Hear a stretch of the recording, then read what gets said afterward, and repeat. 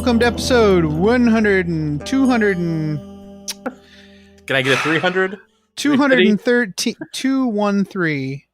213 of Masters of the Forge, and I am, I guess, Adam. I can't even do the maths anymore, so that's fine. I guess I'll... And this is Jason. Hi, Jason. Hi, Adam. Hi, everyone.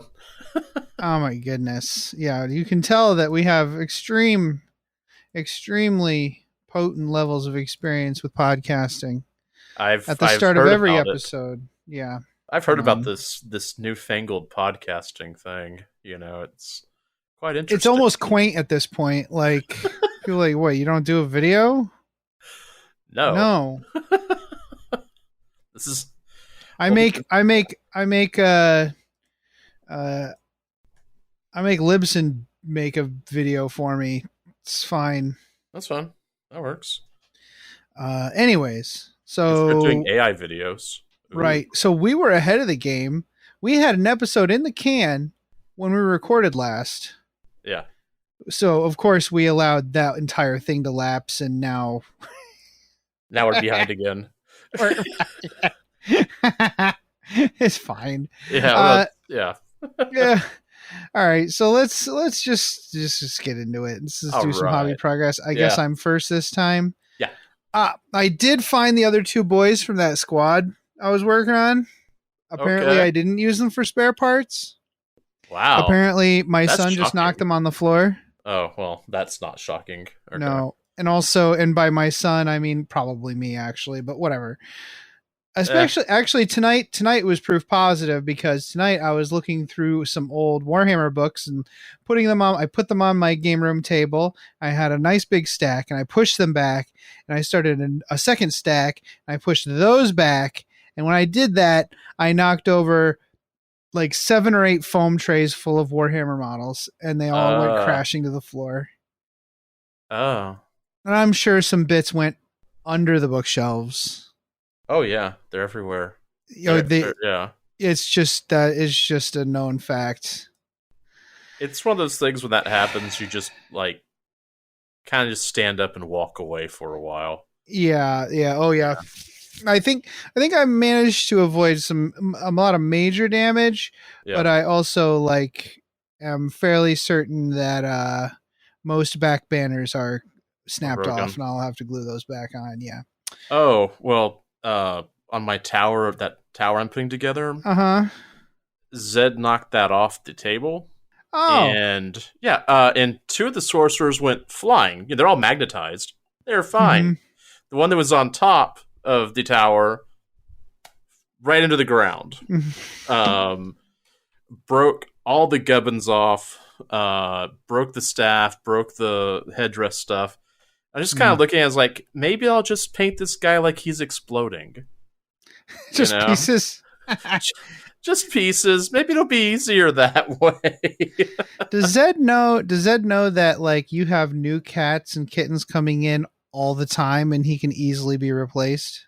Oh, he plays with them constantly. Like, that's all he does now. He's he should know better. Yeah, he should know better. He's like playing with them constantly. That's all he does now. He leaves my stuff alone. He just jumped on it that one time because he was chasing one of the other kittens. So, in fact, here's one right now. Hi, Gibson. Oh, he's a Buzzy. Hi, Buzzy. Yeah, this one is the one that doesn't have the runs and hasn't had to have 2 bats. In case you're wondering, I'm looking at Jason right now, and he's cupping a furry pussy in one hand. All right, moving on. I found those other 2 boys, and I took a break from that for a bit because I was thinking I was going to get a game with Nick this August, but August isn't over. I may yet. And I wanted to also for my campaign with Kendrick, I want to get a Beast Boss on foot done. The Beast Boss on foot model is pretty stocky and kind of a lump on the base.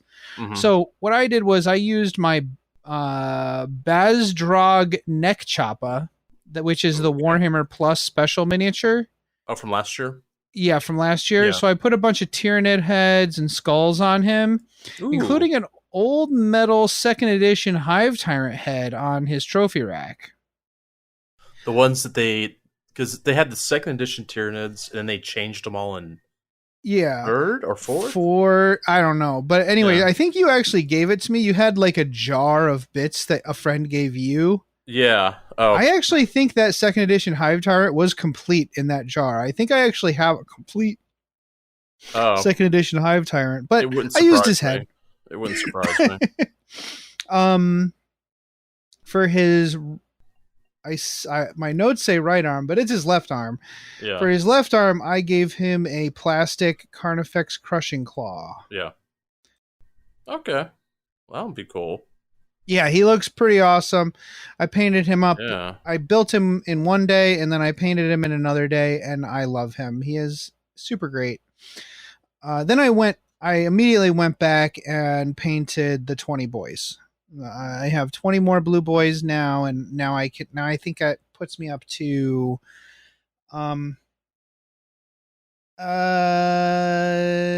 almost 80, I think. Of the blue boys, so I could run up to 4 squads, but it does include both, shootas and choppas. Yeah. But it's nice having the extra options. But I'm not gonna lie, I'm not super impressed with the new push fit models. Yeah. I do think the old multi-part plastic kit is long in the tooth.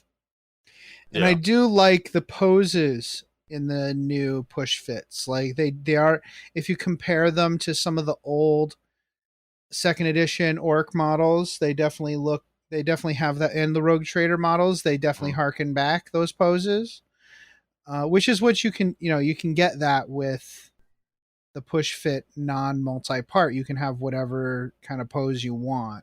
Yeah. But the way they go together.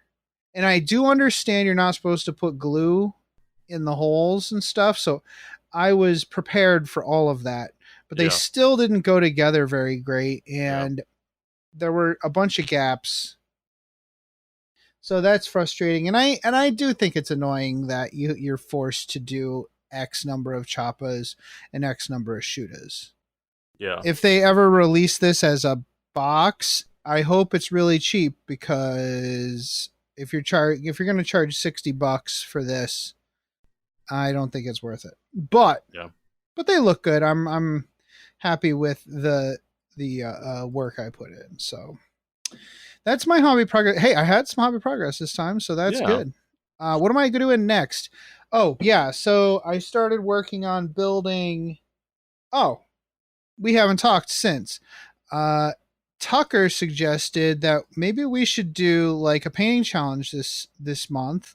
For the rest of the summer, and get people to do either a boarding action force or a combat patrol. Yeah, or some equivalent of a coherent 500 point force, right? So Magnus. Sorry. Yeah, sure. Yeah, that works. Just Magnus is fine. He's a combat patrol. Yeah, he's a combat patrol. Magnus and 1 squad of Zangors. Zangor. You should definitely do that. That would be 480, I think. Yeah. Well, that works. Yeah. That works. So for my combat patrol, what I'm gonna do is 1 squad of flamer killicans. Okay. I kind of don't like from a gaming perspective. Seems like kind of a wasting that really awesome 4+ BS ballistic skill. Yeah, on but flamers. Also on auto hit flamers. But they're cute, and I have them built, so I'll paint those up. Got 3 of those, and then 3 of the new Defcopta models from the Combat Patrol box. Oh yeah, those are really nice models. They went together nicely. They're really. They still split down the middle like the old Defcoptas. So there's a mold line straight down the middle of the entire model. Like, so dumb, but whatever. So I have 3 of those. Whether or not I rebase all of my Defcoptas to the new oval base is anyone's guess, but we'll cross that bridge when Labor Day comes. Also, I had to pick some character to go in there to make it a legal, quote unquote, legal list. And I had a Pain Boy laying around, so for now it's a Pain Boy. We'll see if I just go to the store and just buy something just for funsies. Yeah. And then I did have 10 Beast Snagga Boys also from it's the boarding action set that those came from. I have 10 Beast Snagga Boys, and I kind of wanted 10 more of those. Like right now I have 40. Okay. Which is nice. It's nice to have 40, but I think I do want to have 10 more just so I can, like, that's a good number to have of those in case I want to go more heavily. And actually, playing in my Crusade games, we're at like 1,400 points right now. And I'm actually feeling like I do want another squad of 10 guys in a truck or something. So I think it's a good idea. And now the most important unit in that combat patrol is the super runts. These guys are going to be awesome. So the unfortunate thing is you need to 3 boxes of Gretchen need to die to do this project. Fortunately, I had already I already used a bunch of them for my rattling snipers for the rogue traders, but what I'm doing is I'm going to put beaky heads on them. So I'm chopping their necks off and drilling a hole that's about the size of the the rounded bottom of a Space Marine head. Yeah. You know how it fits in the coif. Oh yeah. So yeah, I'm drilling a hole in their necks and gluing it on. And some of the Gretchen and the Gretchen kit have the head molded onto the body because they're holding their gun, their grot blast up to their face. They're like aiming down the iron sights. Yeah. And that would just be freaking impossible. Yeah, I don't know. So, yeah, only the Gretchen whose heads come separately are capable of doing this project. But you do only need 3 boxes to do that. And I actually had 2 of the Gretchen from the Rucka Truck Squig Buggy. Oh, yeah. They are shooting like little squig guns. Yeah. So I have 2 of those, which are cool. And I also have, I believe, I'm actually not sure where this model. Oh, it's a grot from the Squig Hog Riders. It's one of the guys that kind of hangs off the back of the Squig Rider. Yeah. He's his little buddy shooting little guns. So yeah, one of those I put so he's normally hanging off the side. So he's got in his one hand he's got some dynamite or something. So he doesn't really fit with his feet on the ground without tipping back or his arm hanging off the base. So I just put a bomb from the Grot Supa tank on the base, and he's standing on that. And one of the Gretchen I have on a hero rock because he's a hero. Yeah. So yeah, they're all going to be super runts that I can take with Zogrod Wart Snagga. His ability is really cool. +1 to hit and wound. So my Gretchen can wound an Imperial Knight, can hit and wound an Imperial Knight just as well as actually better than any Space Marine with a bolter. Because they'll be wounding on 5s, not 6s. Oh man, you should go play Phil with that. Yeah. So yeah, all the heads are going to be painted in a different chapter. All the helmets. I do have several with Imperial Fist logos on the head. Nice. With their metal, their old metal ones with Imperial Fist logos. So, and it could also be. Hold on, that can be both Imperial Fists and Crimson Fists. Yeah, the Kintor. Yeah, Crimson Fist. Yeah, I'm sure there's more. So I'll try to find as many as possible. Yeah, it'll be really funny. And a couple of them, maybe I'll try to find. Maybe I'll try to find some. Maybe I'll try to do some old Traitor Legions as well. Oh yeah. From Horus Heresy. Yeah. It is Mark 6 armor, right? So yeah, you can do that easy. Mm-hmm. So everyone in the Heresy had access to Mark 6 armor, no matter what. So yeah. No, it's well, and someone did point out, and rightly so, that the beaky armor is kind of the best for a Gretchen to wear because he can fit his big schnoz in the beak. Did I think I have a Gretchen that's hanging off of one of my shock jump, whatever they're called. And I think he's got a beaky helmet. Oh yeah? I remember I put a different head on him. I'm trying if I put a beaky helmet or if I put a helmet from the AdMech on there. Oh, that's awesome. I because I was going through and building him, I'm like, look, everything on this thing is going to be weird, so let's just do it. Yeah, so I'm not sure whether to eat my vegetables first and paint those killicans. Yeah.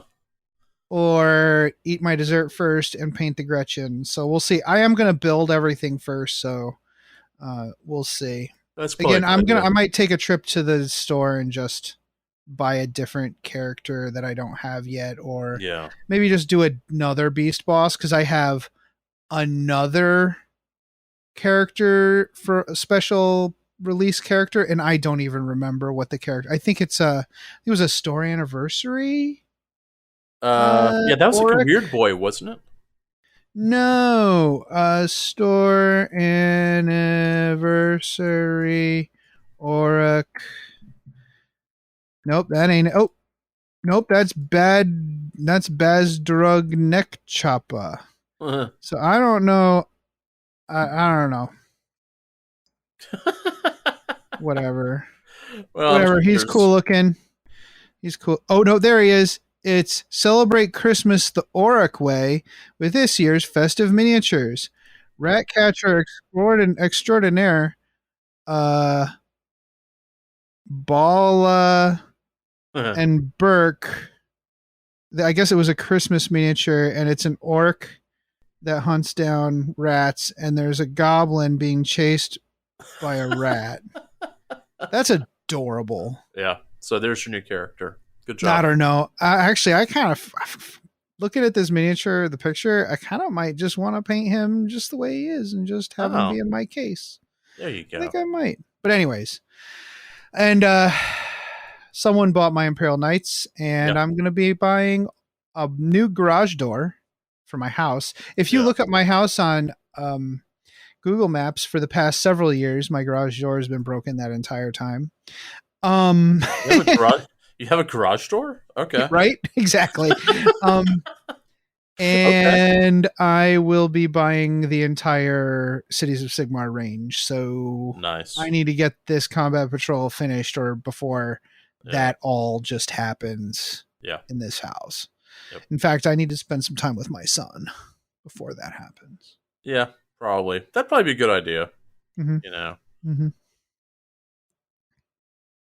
Anyways, Jason, what's your hobby progress been looking like? So I don't have a whole lot of hobby progress because last week I spent the entire week in recording sessions, like early morning to evening, and then going and mixing stuff at night. So recording some hot tuba on piano action. Yes, the tuba piano. We won't talk about the rest of the title. So I did a lot of that, and then tomorrow afternoon I'm doing a setup, sound check, etc. for a recording all day on Thursday. So you know, we had the entire summer to do these recording sessions, but fine, whatever. The Mm-hmm. nice thing is that I am getting a new ribbon mic in the next 2 or 3 weeks. It's a good price, shall we say? Like, I'm not buying it. I ain't got that money. Um, but the areas like we appreciate what you do have a microphone. So, all right.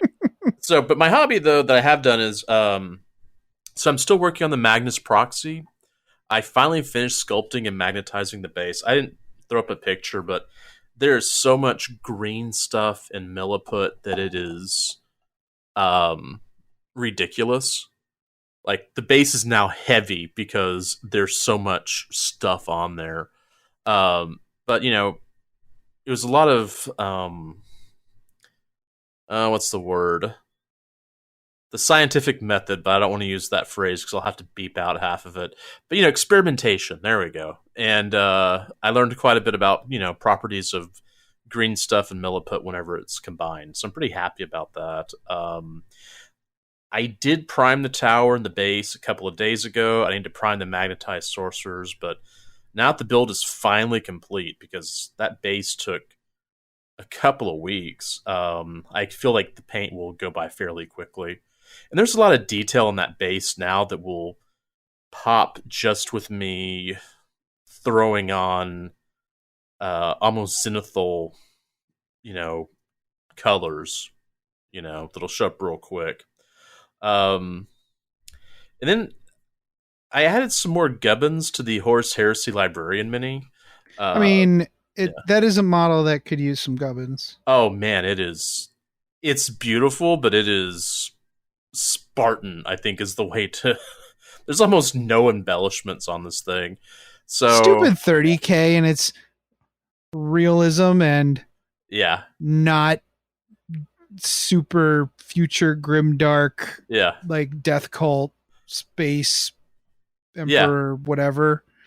Well, I just dug in my Exalted Sorcerer's box of bits and just threw some stuff on there to make him more interesting. So, he's not as whacked out and crazy as, most of the librarians or the sorcerers, but he looks pretty cool. So, and I'll probably prime him this week and put him in that opalescent white scheme so I can have 2 aspiring sorcerers, for 2 small groups of rubrics, so I can do something dumb like take 6 squads of rubrics because, ugh. All right, and I also primed the 2 rhinos that I built back in June. Was it like I built it? I was like, "This is awesome," and then I just never got back to to do anything with them. And so yeah, I primed them a couple nights ago. It's been great. Groovulous. Oh yeah, very groovulous. The kittens take up a lot of time with, well, that and the recording sessions. I mean, I keep having to wash these guys or make sure they don't have gross stuff all over the place. Right. As for games played, it's been tough getting folks to do some games. It's summer. Everybody's really busy. It's summer. Yeah. Tucker bought a house. He's going to be moving in. I hope he knows that I'm super happy to help because I love moving. Yeah. Moving is a great exercise. It really is, because you're lifting and moving and lift with your legs. Lift with your back. Yeah. Like when you pick something up heavy, just lift it up as quickly as possible using your lower back. Anyways, just some advice from me. But I was able to get a crusade game with Kendrick. We decided if Ken was the attacker, we would play Routed Prey. Yeah. And if I was the attacker, we would play, I think it was Kicking the Nest. So we did Routed Prey because he won the roll-off. Yeah. Which is on page 327 of your hymnals. Oh, man, my hymnal's in the other room. Yeah, well, that's fine. I have my hymnal right here. And I have a kitten sleeping on my lap, so... Yeah, there's a little white kitty. Yeah, it's Parker. Yeah. Did you say Porker? Parker. Or, I mean... No, it's not named after Spider-Man. It's named after a guitar. So we played Routed Prey. This mission is specifically set up for either 1,000 or 2,000 points. Mm-hmm. And we have 1,400, and we kind of wanted to play all our points. Yeah. So it's basically the points that I get. Okay, sorry guys. So the battlefield is laid out with an escape zone on one side, on one of the long edges, and a danger zone on the other long edge. And you deploy kind of right along the danger zone as the defender. And the attacker starts with all of their units in reserve. Okay. They can have deep strikers and stuff, but anything that's not in deep strike gets put into strategic reserve. And strategic reserves have to come in off of their own battlefield edge. They can't come in off the sides. Yeah. So that and the defender gets to go first. So that means the defender goes, and then the attacker waits, because in narrative play you don't come in on turn 1 anymore. You have to wait until turn 2. Okay. And so that means the defender goes again and hides as best they can. And at the end of turn 2, the attacker starts coming on the board. Okay. So I have my list here. So my Crusade Force now has Sarge Nash Jaws, and I picked up another knob on Smash a Squig because I feel like the knob on Smash a Squig is kind of meant to go with the Squig Hog Boys. Like, I don't feel like they're meant to be separated, honestly. So I've got 2 units of those. Sarge Nashjaws, though, was disgraced from the last mission because of his poor performance. Ooh. Yeah, he had the disgraced battlefield scar. So 2 units like that. I have my Pain Boss, which is my chef, Big Chef Grubzog. Yeah. Who is cunning but brutal. So he can fall back and or shoot and charge. His whole unit can fall back and shoot and charge. Yeah. Which wasn't useful in this mission, because this mission, the defender is allowed to do that all the time. Right. Just so they can get out and get into that escape zone.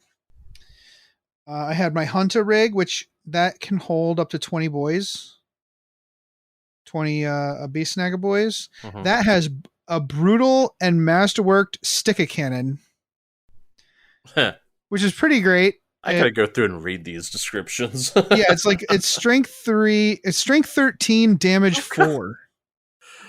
Yeah, strength 13 here. That'll take care of things. Yeah. Well, it's still 5+ to hit, so yeah, that's true. But it probably has like 8 shots. So no, it's just a stick one. Just one? Okay. Just one. Yeah, it's pretty bad. Okay. My Squig truck with 10 Beast Snagger boys in it. Another unit of Squig Hog boys in a truck. 2 units of Gretchen, I believe. Yeah, 2 units of Gretchen. And so I decided with my points that I picked up from the requisition, which is nice. It is nice that the requisition point gets you 200 points. We really like that, by the way. That's been really nice to be able to escalate this, because we don't play every week. Right. You know, it's been nice to keep escalating. I went crazy and got 10 knobs, just regular knobs. Okay.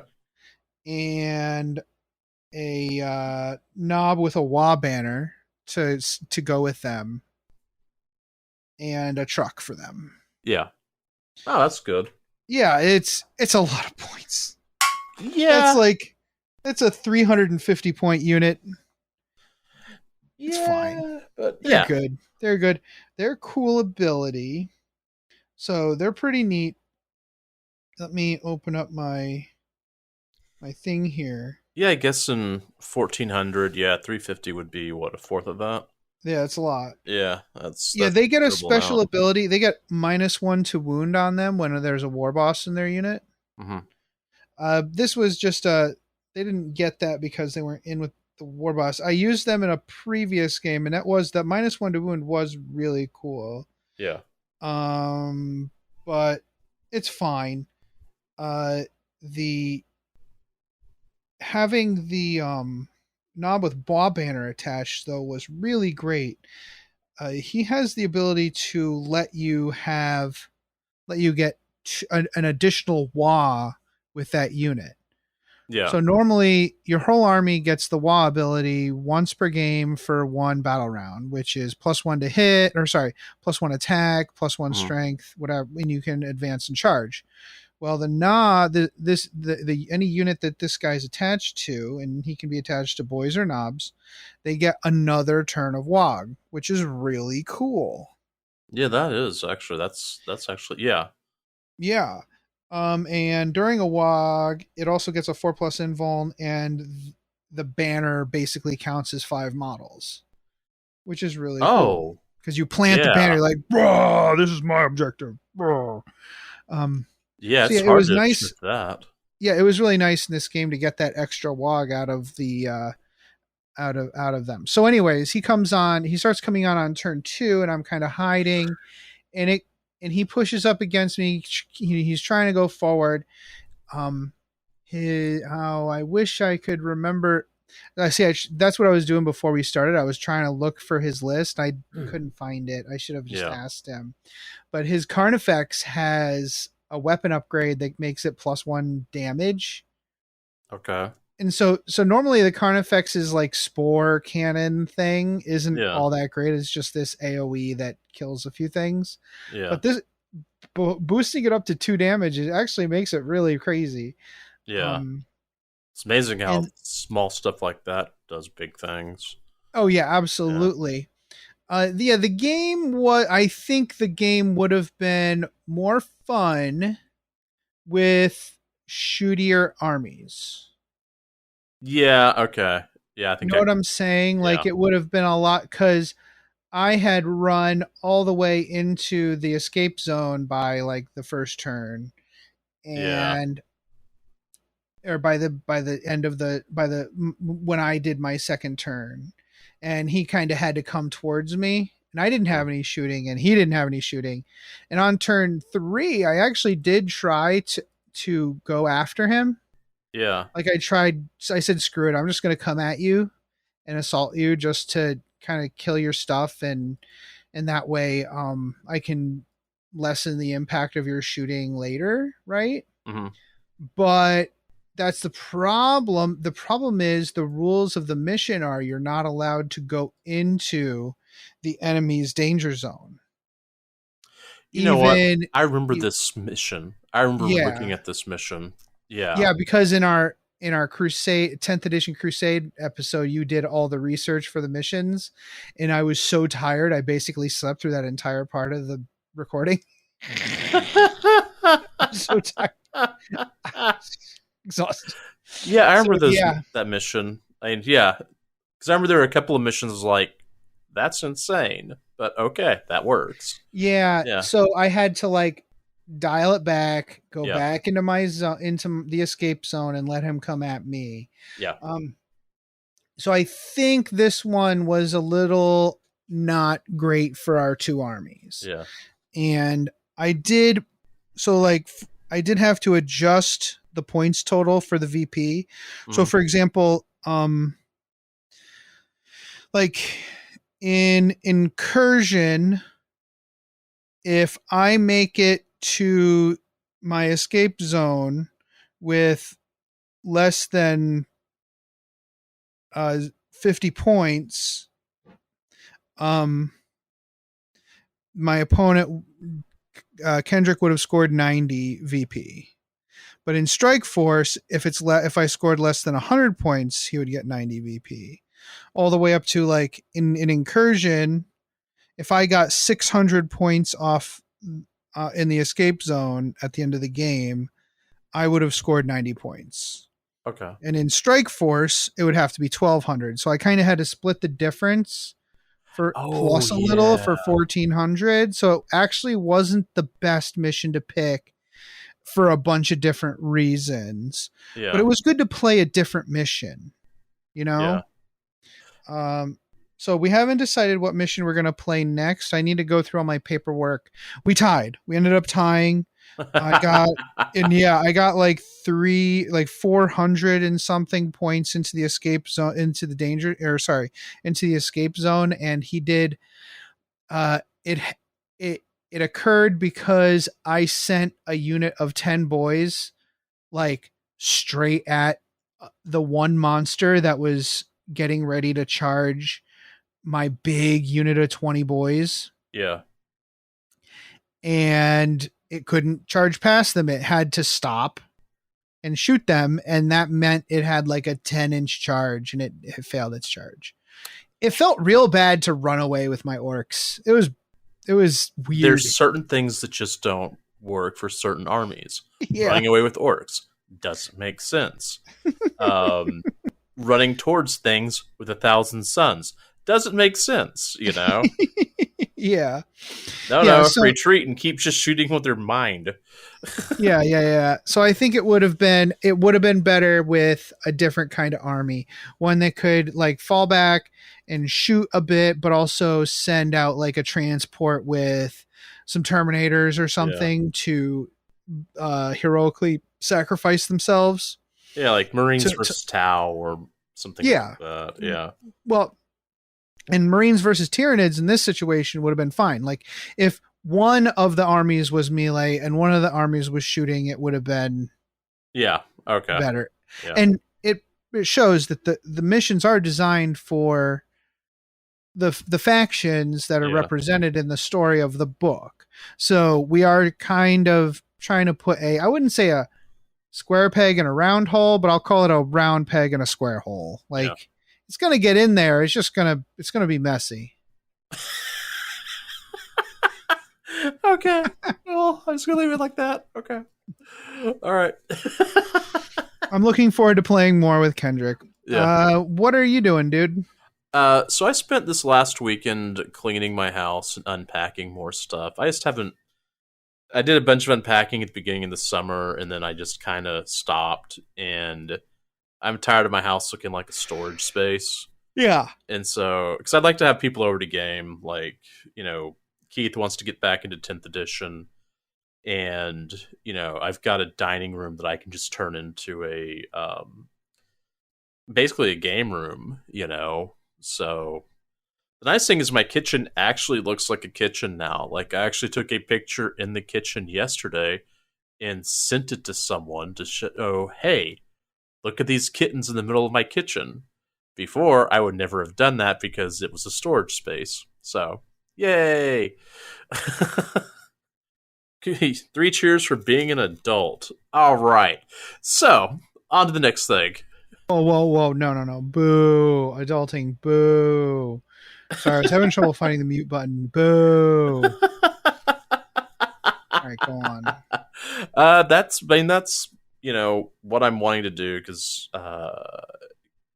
you know, Keith's wanting to get back into 10th edition. He took part of 9th edition off like a lot of people did. And, you know, I've got a Zone Mortalis board that needs some dead Tyranids on it. I mean, dead Alpha Legion. I mean, whatever he's playing. So, yeah. Mm-hmm.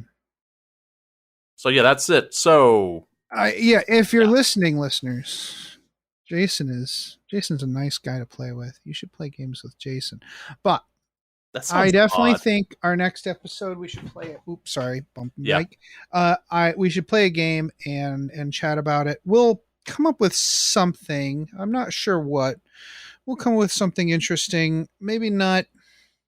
Maybe start a campaign. Maybe not. Maybe just play a narrative game. I don't know. But definitely want to get a narrative game in here soon. Yeah. Well, I need to go through and like learn the list I'm taking to the bachelor party. Oh yeah, that's a good idea. Yeah. Good idea. Yeah, let's do that. I hate good ideas, but let's try it out. Are you're gonna bring Magnus and stuff? Your 1,000 Suns 2,000 pointer? Yeah. I'll bring Maggie and Armin.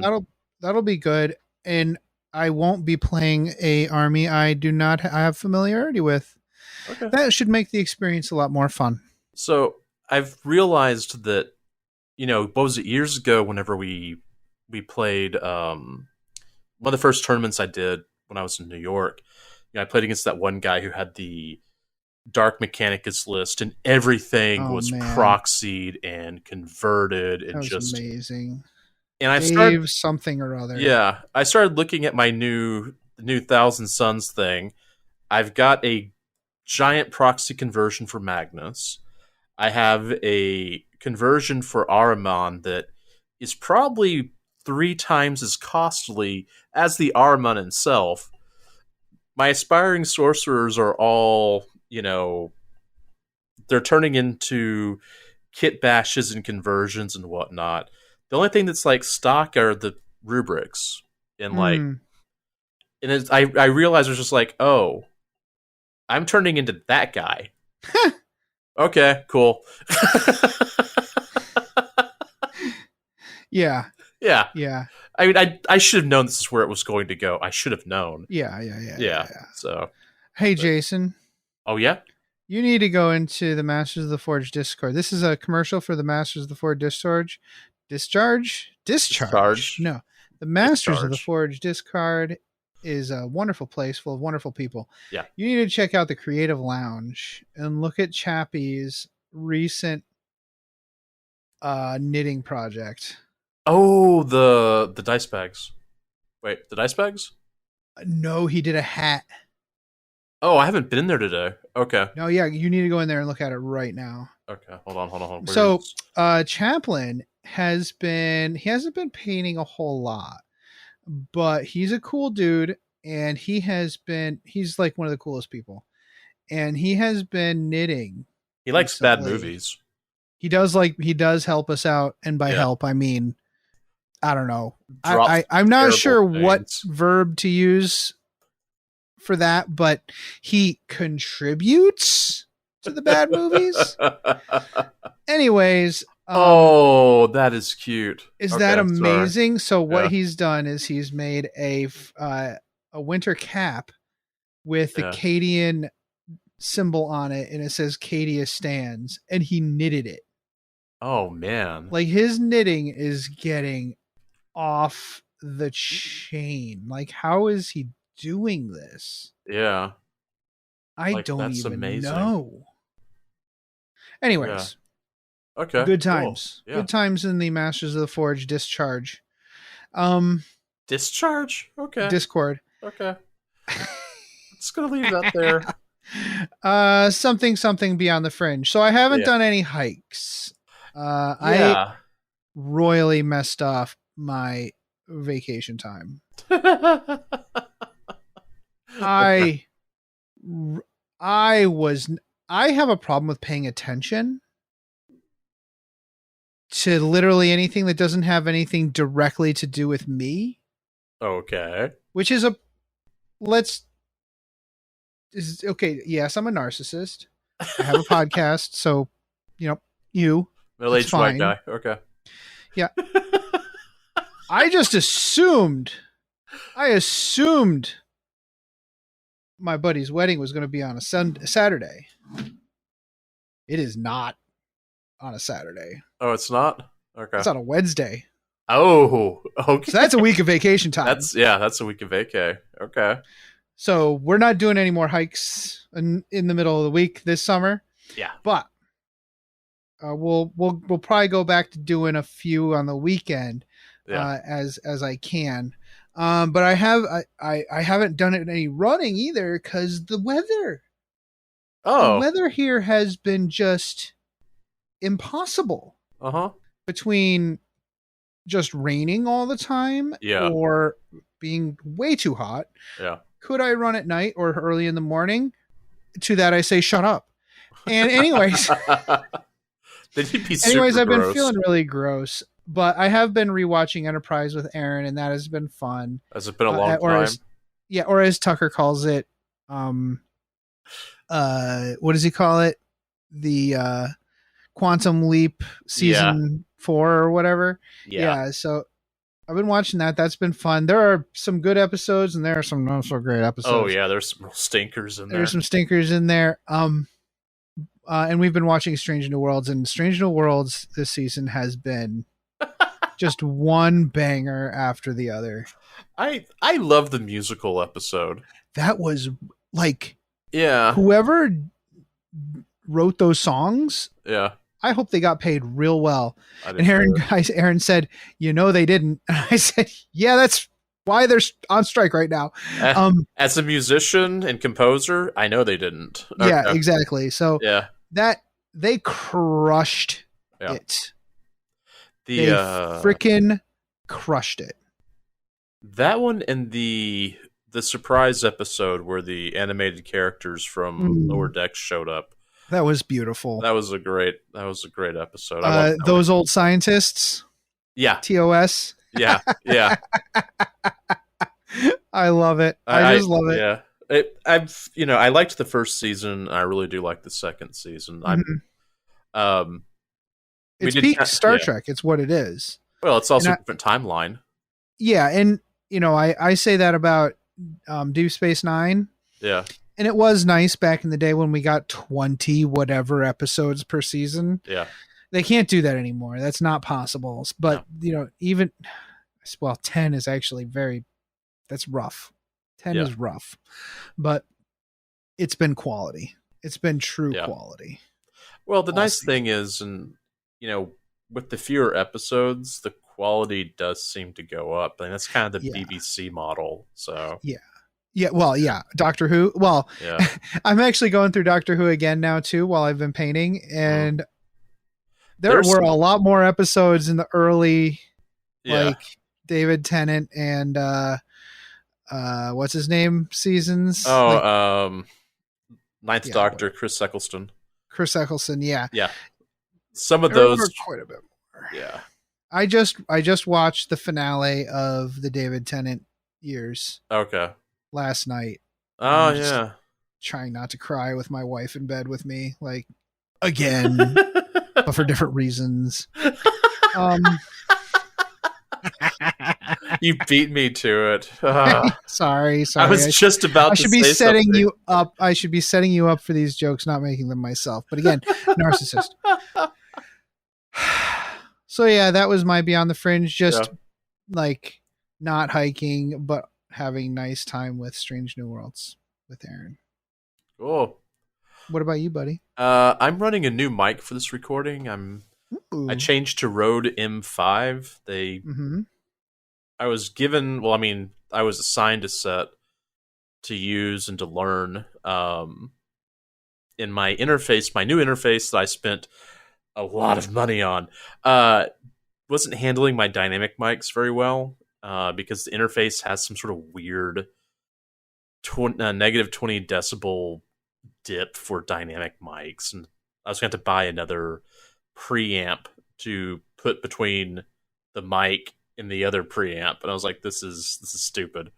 So I'm just going to go ahead and use these mics for a bit, and then just kind of keep switching out mics for the next year or so or whatever. Let's see, that's one thing, and the other thing, it looks like I have a foster fail. I have fostered 12 kittens, and I'm probably going to keep Parker, the white kitten with the black tail, because he gets along way too well with the rest of my cats. And that's especially bad because that cat is extremely adoptable. Like, it would be adopted instantaneously, and you're going to keep it, which is just the best. I approve. So the main reason is that every other kitten that I've had, Zed runs up to it, and they're all scared, and they all hiss at him. Zed runs up to Parker. Parker turns around, rolls on his back, and just smacks him across the face. So I was like, okay, I think you're here. I think you just won a spot in this pack. That's the proper way to deal with a 15-pound cat. So, yeah. But he's a pretty chill kitten besides that. But, he gets along with Yoshi and he gets along with Zed and Sachil. So, yeah. All right. Nice. So, are we ready for Astropathic Communique? There's some cool stuff. Ooh, what did I put? You have the Legion Imperialis terrain thingamajig for Oh, Epic. the Legion Imperialis terrain. That's Yeah. right. We have new ruins for Epic, which is super great. Looks like they're also re-releasing a lot of the old terrain sets. Yeah, which is good. They're putting out tiles, which is really nice to have. Re-releasing the old Civitas and industrial terrain, which is great. Man, there's a lot of terrain. It's all modular, and I've seen it used. Oh man, you saw those right at Adepticon, the boards at those. Oh yeah, the Heresy, like tiny games people put together. Yeah. Whew. Well, I'll be honest. All the Heresy terrain was pretty amazing, but the tiny stuff was pretty out of sight. Yeah, I'm definitely going to be picking up some of this. Like, I already have some of the Civitas stuff, and it's fine. But I'm definitely going to be picking up some of this industrial terrain. Yeah. And the new ruins. So there's now ruins. Before there weren't any ruins. Now there's ruins, and I suspect this is pretty necessary for Epic. Or sorry, what should I be calling this? Legion Imperialis? Yeah, okay, Epic. Yeah. Anyways, you're going to want Epic, a place for your infantry to hide. Yeah. Right, and jump out of and whatever. So yeah, I'll be picking up some of the ruins, and I'm definitely going to get my hands on some of the industrial stuff now that it's going to be out again. Yeah. That's pretty cool stuff. Love it. I dig it. What about you, dude? I went with the Cerastus Knight Lancer in plastic. Oh my gosh, yeah. I am right so upset about that. Knights.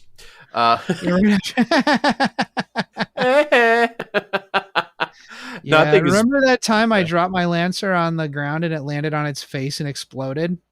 Yeah, actually I'd forgotten about that. Yeah, I never forget it. You're never going to forget that, ever. Yeah, I mean, I still have my knight. Actually, this year I was going to work on all of my knights, and that was what I was going to do, and then I got derailed. And good thing. Yeah. So I may end up getting this. I mean, I have a bunch of knights, but now I have a place to have some bookshelves to put them in, so that'll be cool. And I'll have them right next to Magnus. Yeah. Okay. Great. Yeah. Love it.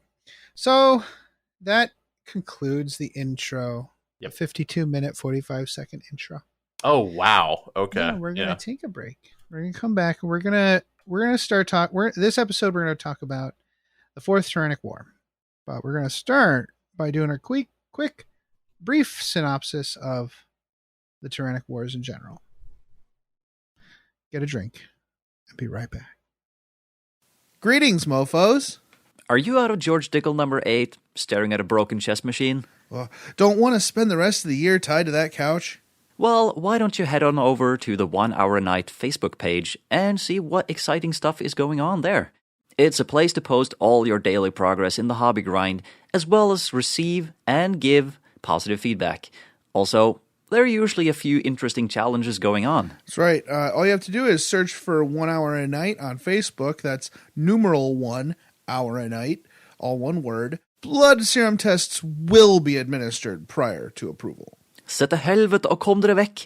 Det er ikke en bikkje, det er en slags ting. Den imiterer en bikkje, men det er ikke det. Kom dere vekk, idioter! What he said.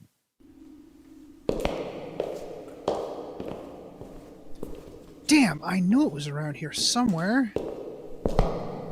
Damn, where is it? Can I help you? Ah! Scared me. What do you seek?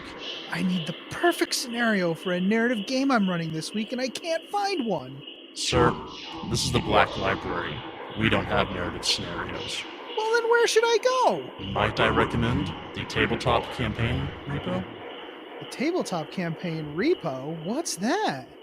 The Tabletop Campaign Repo is an ad-free site for hosting resources related to playing tabletop miniatures wargaming. Oh, like scenarios? Absolutely. Also, event packs, custom objectives, tracking sheets, custom terrain rules, maps, icon packs, award templates, and more. Oh, and this is for Warhammer 40k? Among other things. There's also Age of Sigmar, Kill Team, Warhammer Fantasy Battle, and others. They're always open for content submissions for any system, even non-Games Workshop materials. Oh, that's awesome. It sounds like a great way to save all of this great content the community makes. A lot of that stuff often ends up disappearing into a dead message board or Facebook group. Exactly. It's a real community effort. Great. So, how do I get there? Just go to that webway gate marked tcrepo.com. tcrepo.com. Got it. Can I ask you one more question before I go? Fire away. This place is really easy to find. How come Armand can never find it? Oh, because it's more funny that way. Oh, yeah, clearly. Once again, the Tabletop Campaign repository can be found at tcrepo.com, and they're always looking for submissions. Welcome back, everybody. Looks like the Adepticon room blocks are going to be open soon. Yeah. They have released the dates. If anyone is, like our friend Dustin, also interested in further PTSD, you can sign up for room blocks. Yeah. Keep your eyes open. So this episode is about the 4th Tyrannic War out of the Leviathan rulebook or supplement, depending on which product you purchased. Yeah. I will say that I thought I'd be clever and put together a synopsis for myself so I could then write notes from that synopsis. You know what I'm saying? Yeah. And then you decide that you didn't hate yourself.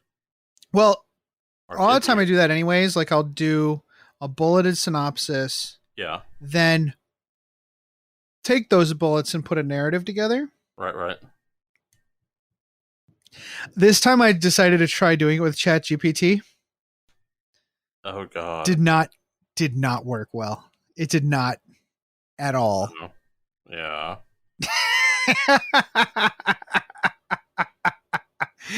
It's good for some stuff, but this is not one of those things. No. All right. You want to get us started, Jason? So to go on with ChatGPT, we actually, some of my colleagues, not me because I'm not that self-abusive, decided to start having ChatGPT write some music history papers. The one thing they discovered was it's a bunch of BS. Yeah. It's just this isn't that was early. As time goes on, it will get better, but not right now. Yeah, it is still helpful for code. Oh yeah. So a lot of websites will have automatic stuff that'll automate things for you. Yeah, just boilerplate stuff. You're basically giving them your code. Well, you're doing that with ChatGPT as well, but a lot of these websites are heavily they have heavy advertisements and I feel skeevy using them, and you just have to be careful not to put passwords and stuff in ChatGPT. Yeah, it's not good. Oh, that could be bad. That would be very bad, but it's nice for cleaning up code and figuring out little things you can't figure out even with Google. It's nice. Anyways. Yeah. All right. Making note synopses is not one of ChatGPT's strong suits, just FYI. Oh, yeah. All right. So it is believed the Tyranids have been tasting our galaxy since before M35. There are some accounts by both human and Aldari of aliens that were likely vanguard organisms appearing in the hidden corners of the outer galaxy, scouting biomass and testing resistance. For the most part, reports never made it back to the High Lords. The first corroborated attack was on Imgarl, we'll say that, which suffered a gene stealer infestation, purged to dust by the salamanders. Before that, we have postulated that the chromes from M33 and earlier were also Tyranid bioforms, though this may simply be convergent evolution. When I was looking at the notes earlier, I kept thinking the planet of murder in the Horus Heresy or pre-Heresy during the Crusade, where everything is just giant spiders, and anyone who ever plays that kind of campaign or narrative just uses Tyranids because it's so very similar. Right. including me. So the first Tyrannic Wars saw Tyranid High Fleet Behemoth invade the galaxy, starting with the fall of the agri-world of Tyran. The Ultramarines, armed with information provided by Inquisitor Cryptman, oh, not this guy again. Well, not him again. It's more like just the first him time. for the first time. But we're hearing about him again. It's just like, oh, not this guy. All right. And led by Marnius Calgar, confronted High Fleet Kraken during the Battle of Macragge. Kraken. There we go. Macragge. Yeah. Get it a little more rough. In the final moments of the Battle of Macragge, now I'm doing that with that name, the Ultramarines faced overwhelming odds as the Tyranids pressed their last assault. Amidst the grim battlefield, Chapter Master Marnius Calgar rallied his warriors for a defiant last stand, leading them in a valiant and desperate effort to repel the relentless Tyranid horde. Yeah, that's a whole story. That's a whole thing, and it's a whole heroic thing. People probably have done entire YouTube videos on it. Except they would, on Calgar's last stand. Except a YouTube video would be called like, "Was Marnius Calgar a coward?" Question mark. Hey man, you gotta get you to click clicks. it. Yeah, you gotta click it. Yeah. Clicks. Yep. So look for that. So the second Tyrannic War was also focused on the Eastern Fringe. Hive Fleet Kraken started out by destroying HR-4, and along with it, the Scythes of the Emperor and the Lamenters. We've had a lot of talk about the Scythes recently in some of the campaign books and stuff. That's nice. And some of the novels. Yeah, that's true. We haven't heard much about the Lamenters though. No, because they've been eaten. Kraken didn't get to eat HR-4 though, because Marnius Calgar showed up and got revenge on the Swarm Lord, and he got what he came for. He punched him in the face, and he died. Okay. Kraken then set their sights on Craft World Ayandin. During the Battle of Ayandin, 4/5 of the Eldari were slain by Hive Fleet Kraken in 993 M41. Despite the fact they had received fair warning, awakened their Wraith constructs, conscripted their entire population, and awakened the Avatar of Cain. So it was only thanks to Prince Uriel, as well as the Corsair fleet and the Cursed Spear of Twilight, both of which he wielded with great skill, that Kraken was eventually repelled. The death toll on Ayanda dwarfed even that of suffered by Craftworld BL Tan during their fracturing in later centuries. To this day, Ayanda should be considered more of a ghost ship than a craft world. It was also during this time that the Damocles Gulf Crusade concluded before a real resolution had been determined, so that both the Imperium and the Tau could focus on greater threat of the Tyranid invasion. Yeah. That crusade always, like, you know, I've played through parts of those books, and I love them. They're just always, it's never felt complete, I guess. No, yeah. All right, so many of the events of the Third Tyrannic War used to be attributed to the Second Tyrannic War. However, recently, Games Workshop has recategorized these battles into the Third War. This war seems to have solidified Hive Fleet Leviathan as the Tyranid apex predator, at least in our galaxy. Haha. This conflict began as Hive Fleet Leviathan. Oh, sorry. Can I interrupt you for just a second? Hit it. So, like, I feel like some of the Hive fleets that have come through, like, you know, we might I think sometimes we mistakenly think of them as different factions. I think it's just the Tyranid species trying different things out as it attacks the galaxy.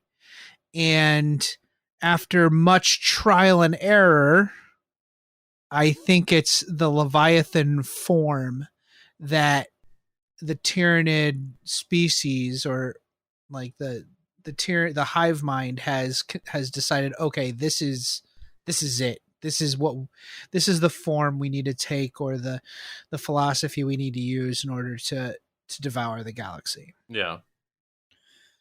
Okay. That kind of makes some sense. I mean, I kind of look at it as, you know, different generals run things differently. Right, yeah, that makes sense. So yeah, Leviathan, Tyranid apex predator, I always like the part, at least in our galaxy, because Well, yeah, exactly. yeah, So like if once they move on to another galaxy, they could try the Leviathan yeah, modus operandi, and it might not work as well. yeah. So this conflict began as Hive Fleet Leviathan launched a massive invasion on the planet Tarsus Ultra. The Ultramarines, Fourth Company, butted heads with the Inquisition. What a shock. Including the famous, he's so famous, he's infamous, Cryptman, over strategy and tactics, particularly the use of Exterminatus to starve the Tyranids. Why is it always Cryptman and Exterminatus seem to be... Those two words have to be within, like, a sentence of each other. Yeah.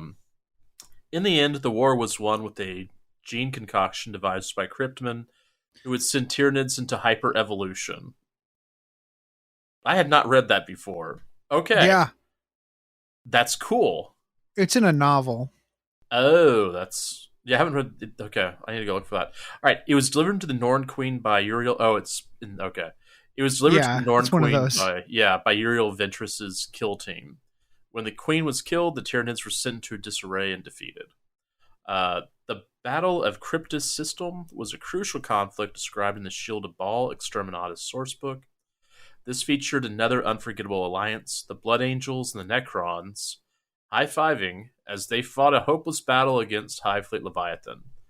Their victories only served as a speed bump for Hive Fleet Leviathan, because of course. Yeah. As Leviathan descended upon Octarius, Inquisitor Cryptman, known for his unorthodox methods, took a drastic approach to halt their advance. He ordered the destruction of entire star systems to create a massive dead zone, cutting off Leviathan from its reinforcements and isolating it within Octarius' sector and forcing the Tyranids to consume each other and the orcs there. While the plan did slow down the Tyranids, it came at an immense cost, causing widespread destruction and billions of lives lost. Despite the outrage and condemnation from fellow Imperial leaders, Cryptman remained unyielding in his belief that the survival of humanity required such measures. Yeah, we have an episode talking about Warzone Octarius, so where we discussed all of that. Devastation of Baal saw Hive Fleet Leviathan descend upon Baal in a seemingly strategic move, going after the Blood Angels directly. It was almost as if they understood that the Blood Angels themselves were standing in their way. Yeah. I don't think I read that book. I read it. It was good. Yeah. I thought the ending was a little boring, but in general, the book was good. Yeah. Okay. The Blood Angels, joined by their successor chapters, even some renegades, fought as one to defend their beloved planet. Despite their efforts, the Tyranids' overwhelming numbers posed a nearly insurmountable challenge. The conflict led to a desperate last stand, which seems to be a refrain in wars against the Tyranids, where the Blood Angels' Primarch Dante displayed legendary leadership in the face of annihilation. I mean, I think he also fought a Swarm Lord, if I recall correctly. Nice. Okay. And a miraculous intervention by the demonic hordes of Kabanda and the arrival of Primarch Rabute Gilliman and his Indomitus Crusade turned the tide. Okay. So now we get to the Fourth Tyrannic War. Yes, and this is the information in the Leviathan rulebook. So, if you're not interested in... I guess you wouldn't be listening right now if you didn't want to be spoiled, but there's definitely spoilers. Yeah, there's a lot of spoilers. Mm-hmm, mm-hmm. All right, so, although the lights had been going out in the Galactic West for a while, the first real understanding that a Tyranid invasion was encroaching in the Galactic West was planetary tithes going past due. Yeah, they ignore... Okay, fine. It always comes down to you don't pay your bills. Yeah. Yeah. All right, so with all the activity and hardships throughout the galaxy, a few malfunctioning relay stations were low on the priority lists. But tithes... Ow! Sorry. Did you just get tiny daggers in your leg? Yeah, I got 3 of them in my foot. Oh, man. That's going to be blood. Okay. But tithes were another thing entirely. Messages demanding the remit of these tithes were met with silence, because, of course, fleets of Arbite enforcers were dispatched to force the worlds to comply. Upon translation, their navigators were paralyzed by the shadows and the warp, and their astropaths pushed themselves to death in order to get warnings out to Terra before the thick cloud of bioships closed with and then devoured them. The Tyranids began... Eat the police coming up from the Okay, warp. we're going to keep going. Okay. The Tyranids began to devour worlds apace, eating human settlements and orc rear guards. Ahead of two of the tendrils of High Fleet Leviathan rolled clouds of spores and the shadow and the warp. Many worlds were doomed by uprisings and infestations even before the Hive Fleet made orbit. Simultaneously, retired custodies known as the Eyes of the Emperor also report on these developments in the West, delivering their news in person at great cost to many of their servants and those who witnessed their arrival. Yeah, there's like this whole scene where they fly in to Terra, and like they're immediately challenged by, all the defense guns and the other police, and they transmit ident codes that are so secret that they have to lobotomize everybody who read the code. So stupid. What's an older code, sir, but it checks out. Checks out, yeah. Yeah. Thanks to Trajan Valoris, the Imperium quickly, by Imperium standards anyways, began to deploy both defense and counterattack against the threats posed by the two massive tendrils approaching Terra. Tendril Nautilon invaded from above the galactic plane, while Tendril Promothor had encroached from the west. The tendrils were coalescing into a single push east towards Segmentum Solar, and ultimately Terra itself. Defenses consisted of a variety of armed forces, many of them fledgling regiments receiving slapdash battlefield training and rushed into position at great cost of material and lives. The conduct of the defense was orchestrated by Lord Solar Leontus himself aboard the Imperial Fist's battle station Phalanx. The Phalanx is there too, because this is essentially a defense of Terra, even though it's not above Terra itself. And they set up above the planet Sanctum in the Bastier subsector, homeworld of the White Templars, another faction we've been hearing more about in like the Indomitus series. That's true. There's one or two, like one of the main characters is like the firstborn main characters is a White Templar, if I recall correctly. Okay. Leontus took a similar tack as those who had set up the Octarius Cordon and designated several anchor worlds, of which Sanctum was the primary. Although most of the White Templars were far afield, Chapter Master Cruxor Stavro stood in defense of his chapter monastery. And I believe they are Imperial Fist's successors. That makes sense. Yeah, White Templars, yeah. All right, smaller, more agile counterattack forces were codenamed Soul Blades. S-O-L. S-O-L, Blades. So Soul. And these consisted mainly of Space Marines, but also featured Adeptus Sororitas, Imperial Knights, because and other elite forces. Counted among these were famed leaders such as Ultramarines First Captain Agamon, a veteran of the First Tyrannic War, who wanted the Tyranids to know that they could run from Ultramar, but they couldn't hide from the Ultramarines. Like, oh, you're gonna fight, you're gonna attack over here. Okay. Yeah, okay, that's fine. We'll be there. He had learned from Chaplain Cassius to learn from his foes in order to eliminate them. So Agamemnon not only eliminated the Tyranids, but also collected intelligence and samples during his maneuvers. There is a short narrative in the book focusing on a battle where First Captain Agamemnon and his strike force are falling back from a Tyranid onslaught. In this narrative, the Tyranids are fighting suicidally in order to stop Apothecary Tyvus from escaping with the Tyranid node beast's cerebral core. That's so cool. Yeah, it's pretty metal. Oh, man. Okay. Gratifying that my heightened apparel provides a tactical advantage, First Captain. Your optimistic disposition is inspirational. That would be so cool to model on an apothecary, just like carrying around a quote unquote brain.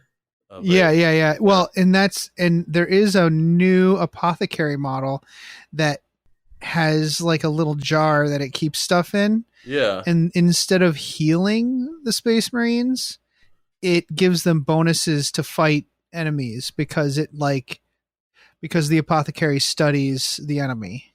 Oh, okay. So it's like so it's kind of like it's kind of advertising that model, but it's really cool. It shows that they're like, they're also adjusting their strategies, That's right.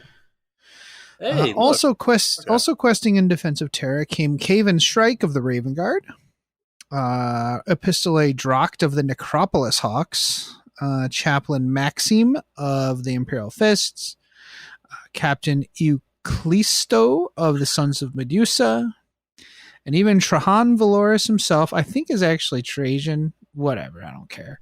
Although these Saul blades reaped great honor this is British, in honor in the name of the Emperor, Lord Solar Leontus was certain that in the end the war would be decided by grueling attrition and won by the side that could sacrifice the most in the end. So I love that in the battle between the Imperium and the Tyranids are like, we can sacrifice, everybody's expendable.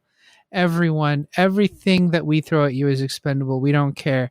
And the Imperium's like, bro, hold my beer. Hold on while we clog your chainsaws with our bodies. Yeah. Yeah. So after the initial contact with the enemy, a third tendril speared up from beneath the galactic plane, behind the advance of the Soul Blades, at the borders of the Bastior subsector, very near Sanctum, in the heart of the Imperial defense. Almost like they knew where to hit. Yeah, just waiting. Tendril Grindilus, that's a cool name, was bigger than the original two cataclysmic tendrils and seemed to be aimed perfectly to cut the head of the segmentum defense. Leontus sent out what distress calls he could in order his forces to either fall back to the subsector's remaining sanctuary systems or dig in and fight to the last.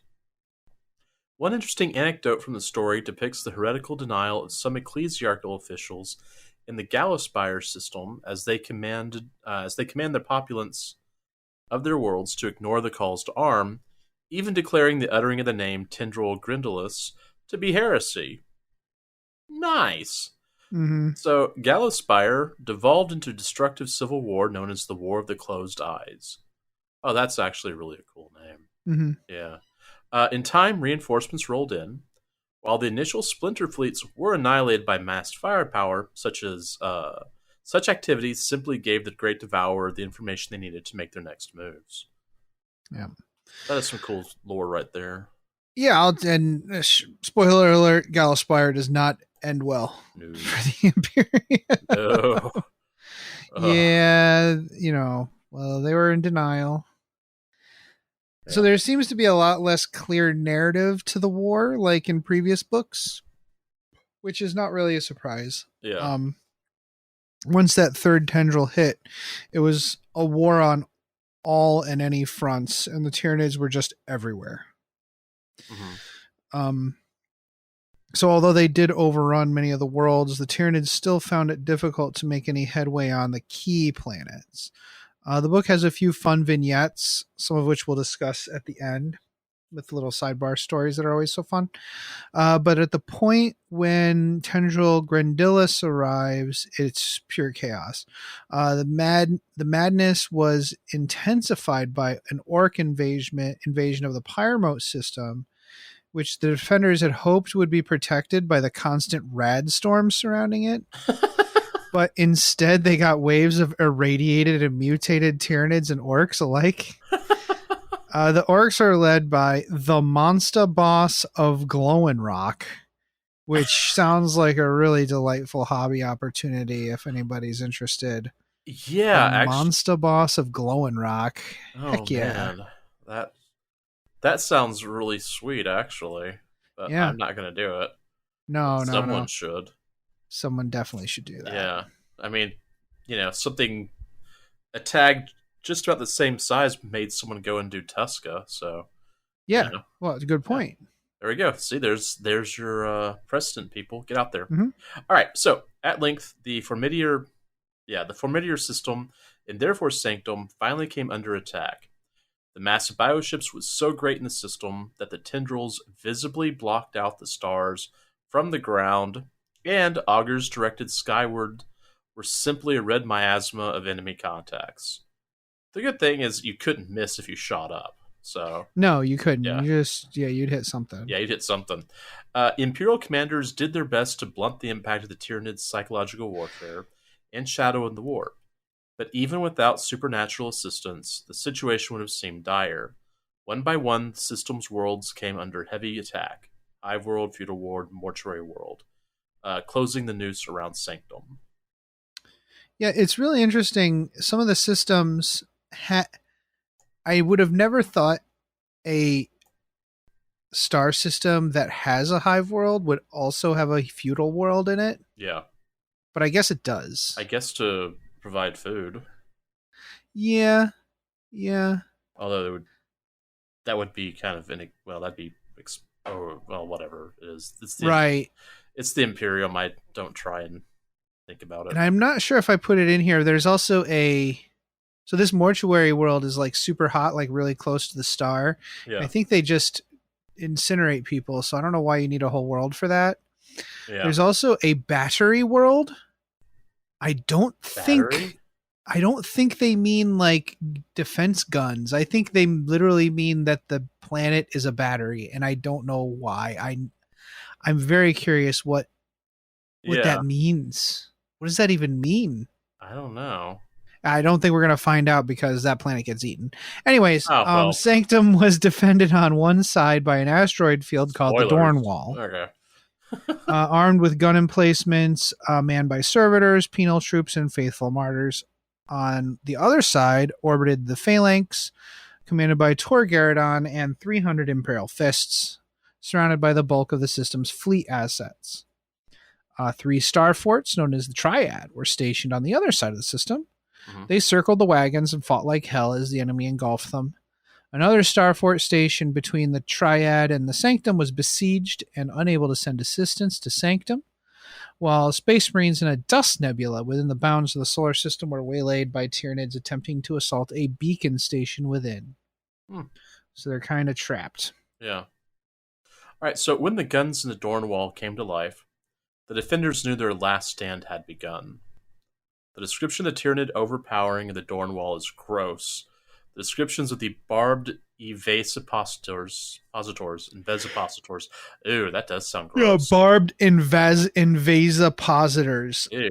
So like they basically like they're barbed. Stick in. I mean it's a long shaft that penetrates a spaceship and disgorges small attack Tyranid, Yeah. That's dudes. Nasty. It is what it sounds like. Go ahead. All right. Although the Imperial fleet held its own against the Tyranid vessels, trying to stop invasion by bioships willing to die for the cause of dropping their warrior organisms is a lost cause. While the fleet traded blows in orbit, billions of Tyranids made planetfall. Yeah. Oof. Yeah. Planets are big. Yeah. It's impossible. It's literally impossible to keep everyone away when there are so many.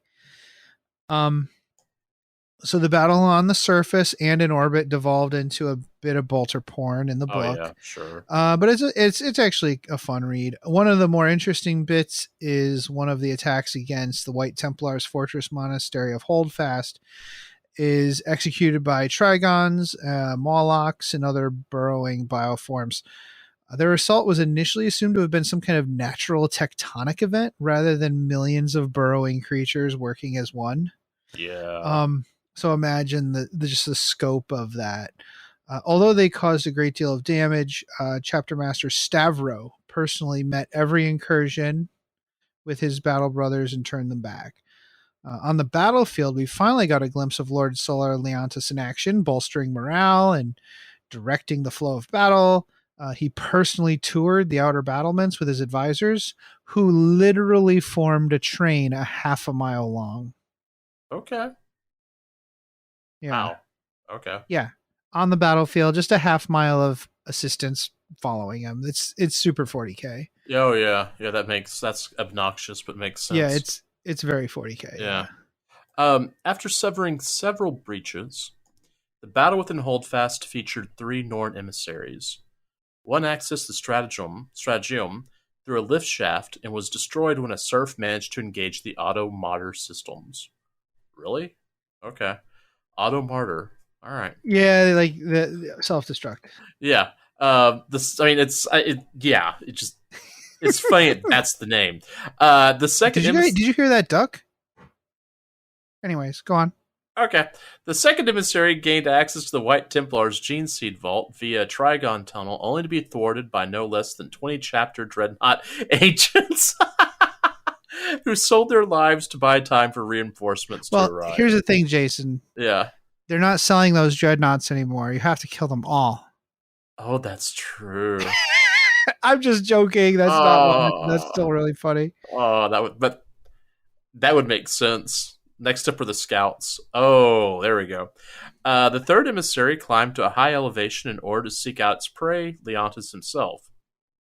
When it leapt down to drive a killing blow against Lord Solar, a Custodes transport blasted it out of the sky and disgorged its cargo. Was it Trajan or Trajan that we're pronouncing it? Anyways, Valoris and a contingent of Custodes who, though they took casualties, eventually hacked down the Norn emissary. The Soul Blades had finally returned, as did hope of victory on Sanctum. Okay. So, in the end, sorry, I'm being inundated with messages from my family because we're leaving tomorrow for this vacation, and and I can't figure out how to turn off notifications on my computer. Yeah. Like, why can't we go back to the days where if you turn off your browser, you don't get notifications? Apps, Can I do that? Apps. I don't know. Anyways. Yeah. Okay. Anyways. In the end, the reinforcements turned the tide in the Bastier subsector. So when it comes to this kind of Tyranid invasion, when you say turn the tide, you mean instead of just being slaughtered wholesale, you fight to stalemate. Yeah. The Tyranids had taken several worlds and several systems entirely. That one system that devolved into Civil War is one of them. And they were able to launch new splinters from these worlds, like they're now staging grounds. But the Imperial fleet had regrouped and was able to trade blows on a more even keel. The 3 tendrils continued to supply reinforcement to the Tyranids at the same time as Imperial and Fort reinforcement arrived. So it's just they're both, as we said before, this long stalemate began to develop in the Bastier subsector, and it seemed that Leontis was right all along to plan for a long, drawn-out war of attrition. Yeah. The question being, who would be more willing to invest more lives in the name of the battle, in the name of this battlefield? Yeah. The narrative concludes with a Raven Guard Soulblade encountering a bioship, previously unheard proportions. So let me see if I want to read you what he saw. So okay. I'm assuming that's Shrike, or is it just no? This is a different Shadow Captain Gayron. Okay. Cool. It was surely too large to be a Tyranid biovessel by an almost absurd degree. Yet there was no moon in that region of the void. Gayron's eidetic memory assured him of that. He gazed at the colossal shape, and as he did so, he began to discern details and hints of squirming biological motion that disturbed him on a primal level. That is Yuck. not natural to this system, he said. Gross. It is not, Shadow Captain, replied Uviarin, almost managing to keep the tremor from his voice, nor is it anything even our most advanced augurs can make sense of. The machine spirits are driven close to madness by the mere sight of it. That it is Tyranid in nature is beyond doubt, my lord, but the sheer scale of the thing. It's heading, asked Geryon, already knowing the answer in his hearts. Formidae system, lord, said Uvarin. Sanctum. So. Yeah. It's big. And there, like, the last picture here depicts this. And it's a really cool piece of art because it doesn't reveal very much. Yeah. Okay, it's the strike cruiser and 2 escorts in this system, and there's just this kind of mist shrouded shape of with tentacles and stuff reaching up through the gloom, right? It feels very much like a Cthulhu mythos thing. So yeah, that's really cool. I thought that was a neat way to end it. So yeah, that's just another, these campaign books for 9th and 10th edition have all kind of set up these war zones for us to play our games at. And they haven't truly concluded anything, but they set up a bunch of scenarios, set up a bunch of like historical accounts that you can play through, and then end with an open-ended kind of resolution or lack thereof to let you play out the resolution or play in the playground that the lack of resolution creates. Yeah. Right. We're not, I doubt highly any of these war zones that we've set up since 9th edition are going to be resolved. Yeah. Yeah. I don't think that's a thing they're interested in doing right this minute. Yeah. Yeah. I could see that. I don't know. Let's take a quick break. Okay. Yeah. And, we're going to come back and we're going to do some sidebar stuff. And I also wanted to talk about some older campaign stuff with the Tyranids that I don't have notes for, so there might be some page flipping. Come here, boy, get the ball. Come on, Max, get the ball. Mom, Max won't get the ball. He's lazy. I think I know why your Zote is being lazy, Jenny. Why, Mom? Because you forgot to feed him Zotabix today. Oh, no. Oh, yes. Zotabix contains all the nutrients and random animal parts a growing Zote craves. It not only provides our Zote with the energy it needs to play with you and protect our home, but it also keeps its chitinous shell fresh and shiny. Oh, boy. I'd better feed Max his Zotabix. Yes, you had. Zotabix is made in part from grade A Astra Militarum post-engagement byproduct and is infused with 112 essential vitamins and minerals harvested from your Zote's natural habitat, the finest desert depths. Zotabix is available in any shopping center on worlds where Zotes are allowed or where the Imperium's inexorable influence has not yet reached. Hey Archons, does 9th edition have you feeling like the Slith Party bus just doesn't have enough party for you? Well, if you want to put a little shock back into your shock brow, you need the Slith Party On! That's right, Archons. For 736 points, you can take 3 Archons, 12 Slith, and a Tantalus. It's the Slith Party On! Now I know what you're thinking. Couldn't I take Drazar, 15 Incubi and a Tantalus, aka the Incubi Murder Boat, for 51 less points? Sure you could, but it wouldn't be the Slith Party On! But is it legal? Oh yeah! Is it awesome? Oh yeah! Is it any good on the table? No! It's the all-new Slith Party On. Sort of awesome. Party On! Really hilarious. Party On! It's the Slith Party On!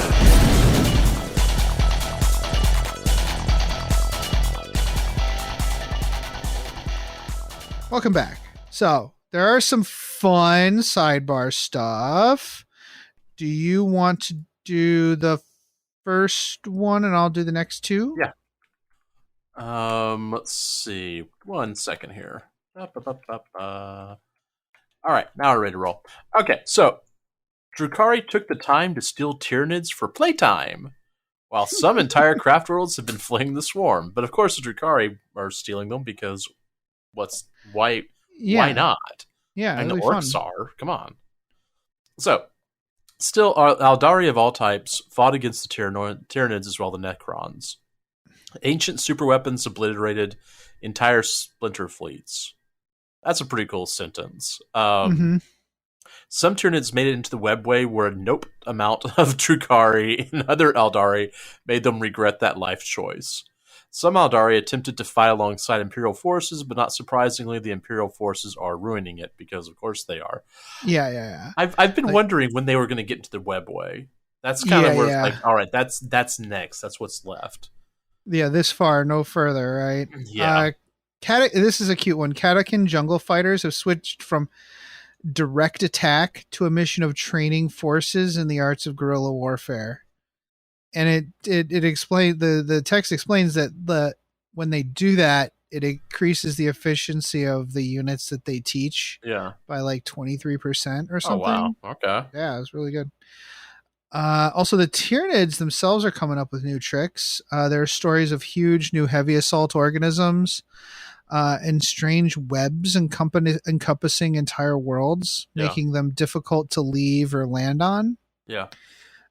New bioships dubbed Mind Slayers were deployed in the Castile system.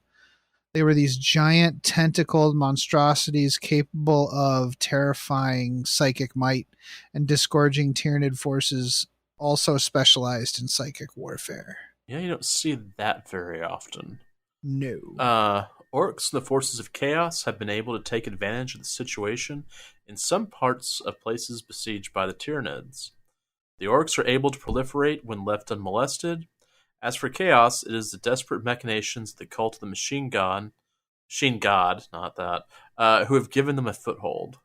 That's they released some kind of weird science that ripped a hole in space, and now there's demons. Okay, well, yeah. A group of Maiden Worlds and Tomb Worlds were long declared off limits by the Inquisition. And when the Great Devourer attacked there, they quickly realized they've bitten off a little more than they could chew. Yeah. Not only do the Eldari and the Necrons, but the indigenous flora and fauna themselves. Oh, that's nice. Yeah, it's nice to see nature. Yeah, fighting back. Finds a way, yeah. And I left this last one just for you, Jason. Go ahead, buddy. All right. Leagues of Votann joined forces with humans with whom they had previously competed for mining resources. They fought side by side versus the Tyranids. Even the Harud, Mebri, Gluthiek, and Jokero. Actually, I think the first thing you said was the pronunciation. Yeah, I have a suspicion that might have been it. And the Jokero engaged the foe. I like that the Leagues of Votann are fighting the Tyranids instead of being eaten by them. I don't know. That's nice. Yeah, it's nice quaint. that they're not getting squatted. It's wow. Okay, there we go. It's quaint. It's quaint. I think that's the word we're looking for. Yeah, it's quaint. So we have missions. Yeah. We talked about them in our Crusade episode, and by we I mean you. Yeah. And Kendrick and I will be playing a lot of these missions. So as we go through and play them, I'll discuss them more. So I don't really see a reason to dive too deep into the Leviathan missions. Yeah. I wanted to go back and look at some of the previous publications. Okay. Yeah. Going back to 9th edition, Book 1, Rising Tide, Warzone Actarius, contains 0 missions. Okay, cool. the one with the Tyranids in it, actually, and I think we lamented this a little bit because it had so much, like it had so many faction rules in it, like the Inquisition and stuff. Oh yeah, and like the Tyranid new synaptic link abilities and whatnot. yeah.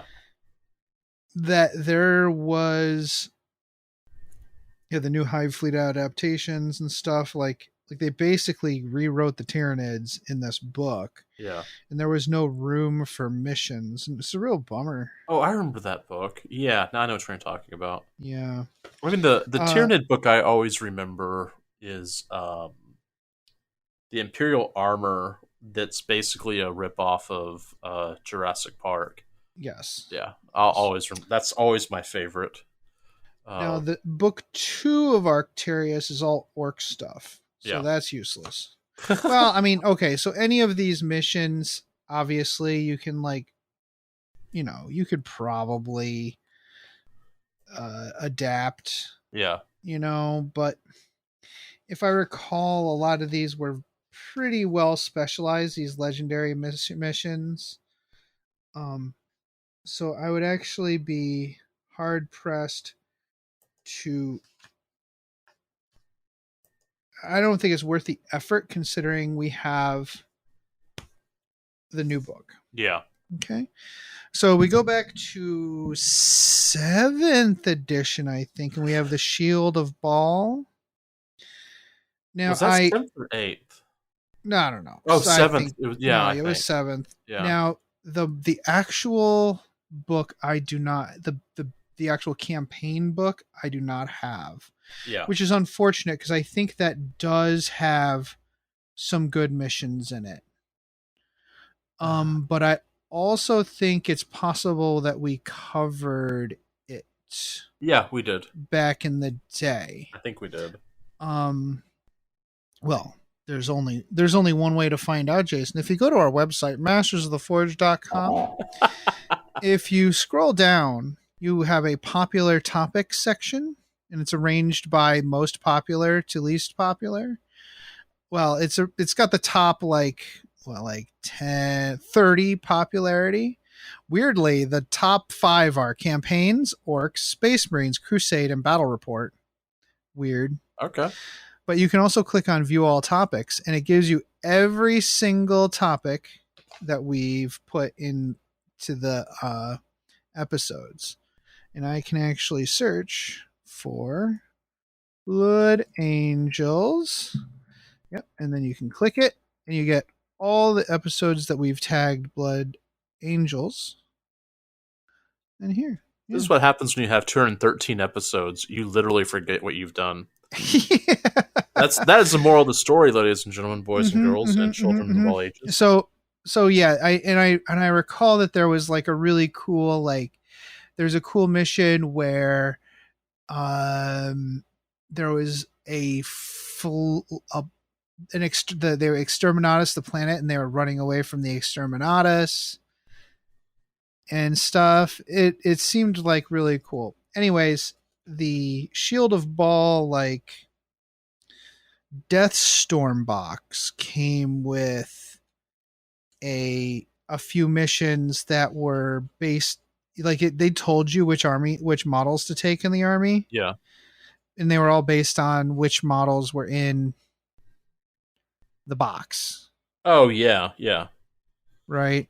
Which is what the new combat patrol the new combat patrol lists for 9th edition are basically the new boxes. Yeah. Which is pretty cool. Yeah. So there's a mission with an escape mission. There's a mission where an objective marker is like a captain that you're trying to rescue. Yeah. And then there's a mission where you're just surrounded, and I think it has a dreadnought is like the star of the show, if I recall. No, it's just the entire strike force. Oh, I would love to have a dreadnought just stomping through termagants, yeah, going through the daisies. Yes. Cassor the Damned. Yeah. He's got a blood talon with a melted gun. Another blood talon with a storm bolter. He's a cool dude. But anyways, yeah, this is interesting. It might be a good, like, you could use these missions with I think you could probably adapt these missions for combat patrol. Yeah. That's literally what it is. And there's 3 little, narrative missions that you can try out. Yeah.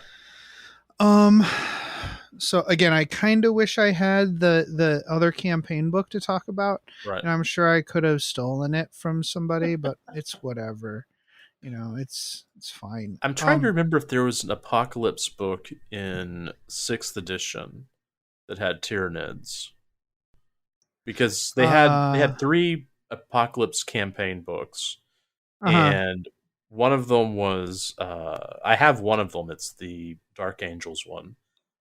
And but I can't remember what the other 2 were, if Tyranids were part of that. I think it was APOC, so it's 4,000 or 5,000 points in old points. So right. Yeah, I think I remember something like that. Tyrannid. See, we could have talked about this before the episode. Yeah, but we were busy. You're packing and I was taking a nap from, Yeah, fair. So anyways, there again there is the there is that old 7th edition campaign book, and those missions were pretty narrative, and I don't see any reason why you shouldn't pick it up or look at it and try to adapt those missions for your campaign. Yeah. So then we have the Amphibian Project. So, which you alluded to earlier. These missions are adorable. Okay, yeah. So these are great missions for people with big collections. Like, you have a collection of Tyranids, and you have friends. So, like, this is a good one to pick up if you are a Tyranid player and you have friends who play Warhammer 40,000, and you can say, okay, I would like to play through this with my various friends who have Space Marines or Astra Militarum or what have you.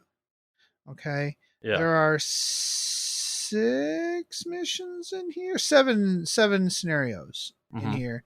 And they're all kind of these, they kind of describe them as historical type missions, right? Because they're literally you playing out this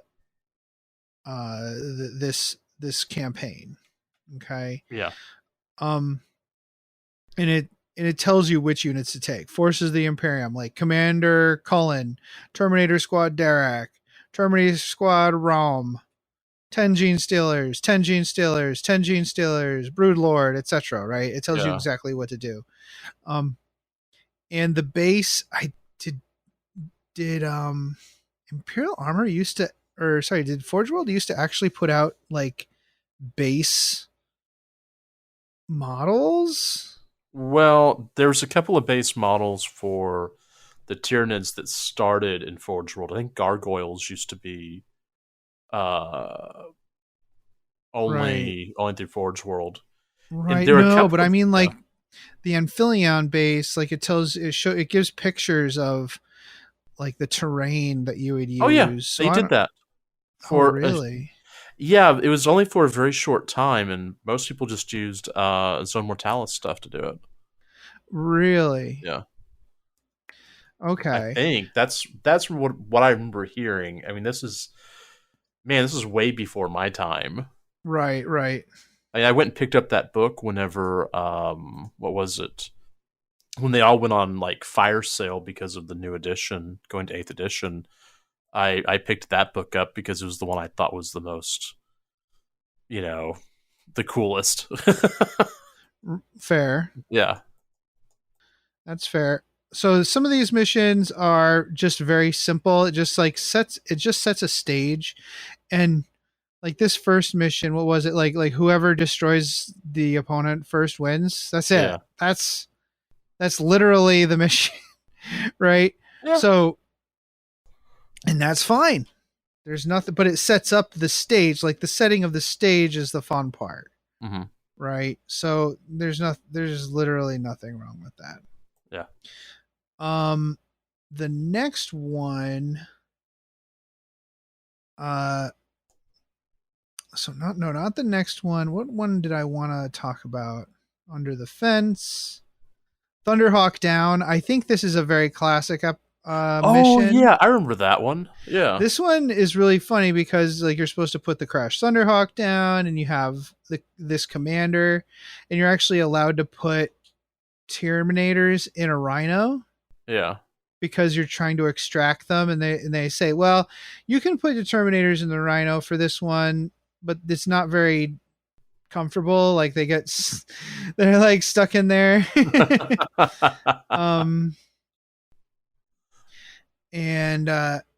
Yeah. So the cool thing with this one is the Tyranids come in randomly, and it's not just that the Terminators are coming, the Tyranids. You randomly determine what Tyranid units come in.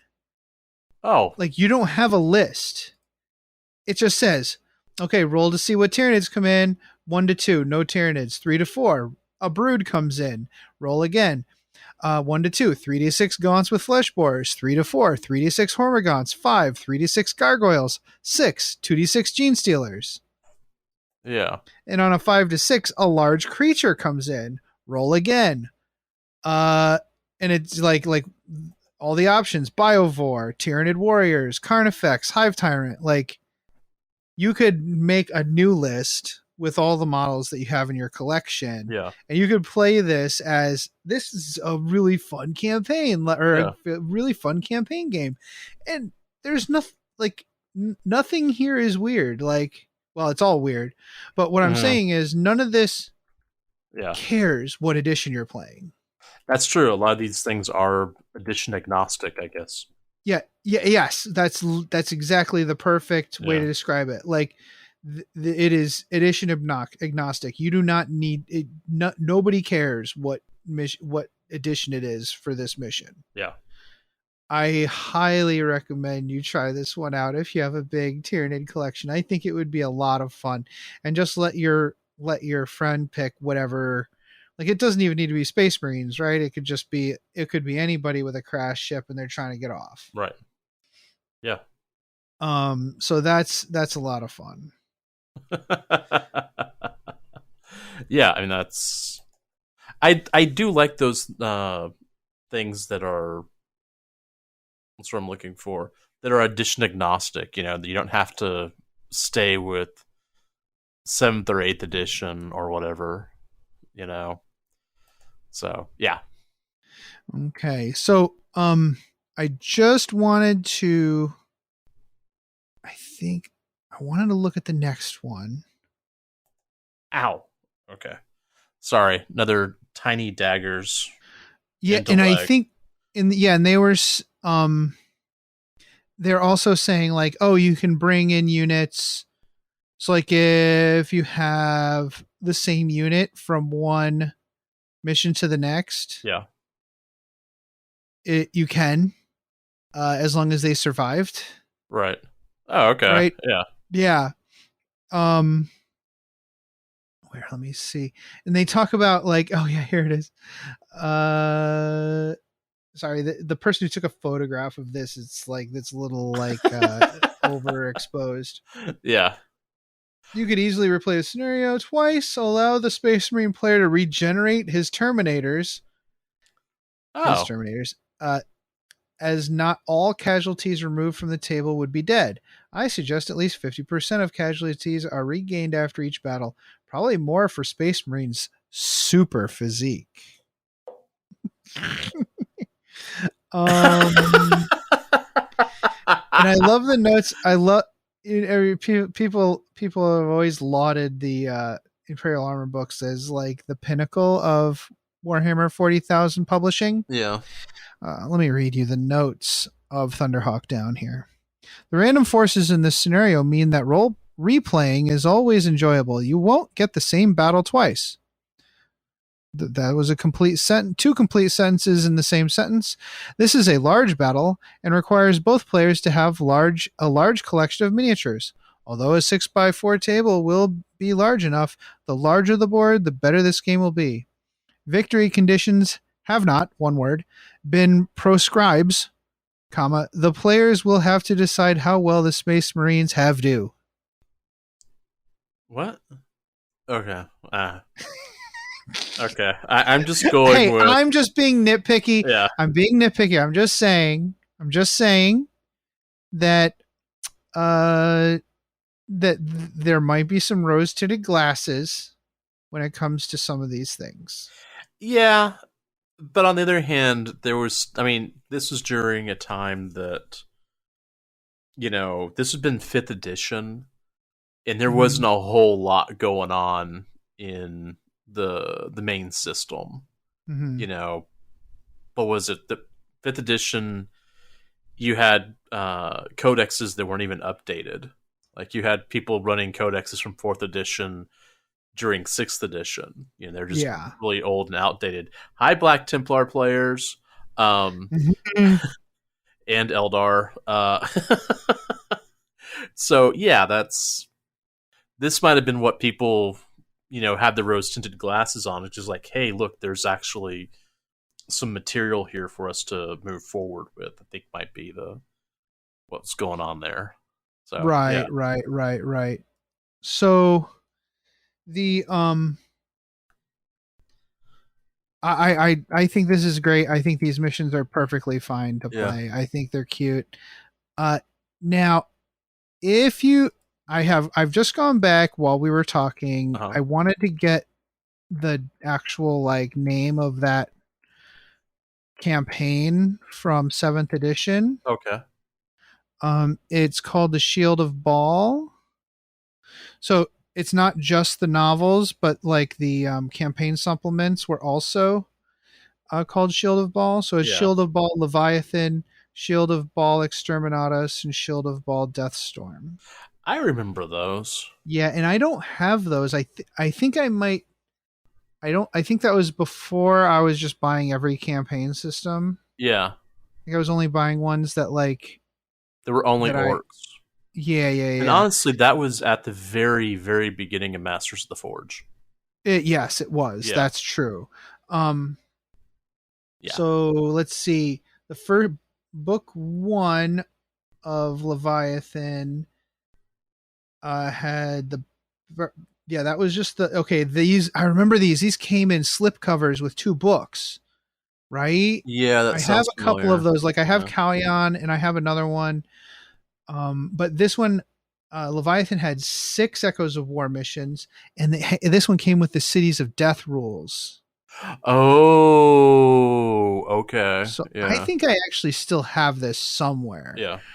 Because that was really cool, and this was the Formations years, right? So yes, I remember the Formations. The only way to 6 survive. missions in that one.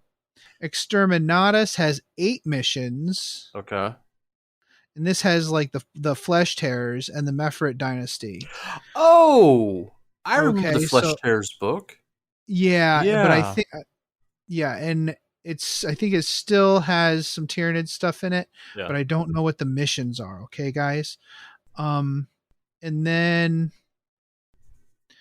then Deathstorm, which I just talked about, which is the little leaflet kind of thing that came with the box set. Yeah. So what you're really looking for is Leviathan and Exterminatus. And I'm looking at Amazon right now. You can get Exterminatus for $10.